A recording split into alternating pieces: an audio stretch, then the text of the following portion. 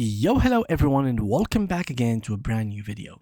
In today's tutorial, guys, I'm going to show you how you can connect Webflow with Algolia.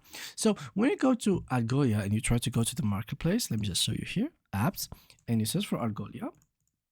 So there we go.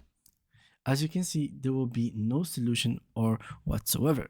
And if you want here, so to the website where you can find the Webflow articles, you're literally gonna find nothing. No website that is officially from Webflow that talks about Algolia. So how can you really do it?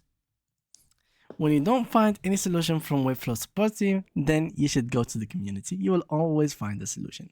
So they have finally did it. They have finally made an instant search for their site. They can stylize and their own freedom, and it is pretty easy to do. So what you should do first is you might come across Algolia. So before, here's a quick guide disclaimer. I have a very basic knowledge of JavaScript. There will be better ways to do it, so please add this to the guide. So the first thing is the key is Algolia. So you will need is here, and the other relevant documents for adding more widget can be found here. So everything that you'll need basically is in this area. All you need to do is to understand how you can work with JavaScript, and basically this will give you an instant search button within your site. Of course, this is not for anyone, but hey, we are in 2026 now. You could use ChatGPT to help you make it.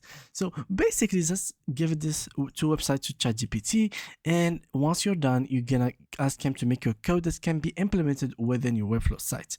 Once you have the code that you need, simply go ahead to your website and go with a premium plan. You should get a basic plan at least, and then go to add embed code and add the code that you have received through ChatGPT. It's very easy and simple, and yeah, I don't really need any coding like this guy. He have made it in 2017, which is pretty old, but now you can just have done it with ChatGPT. And yeah, thank you guys for watching, and see you guys in a couple of videos.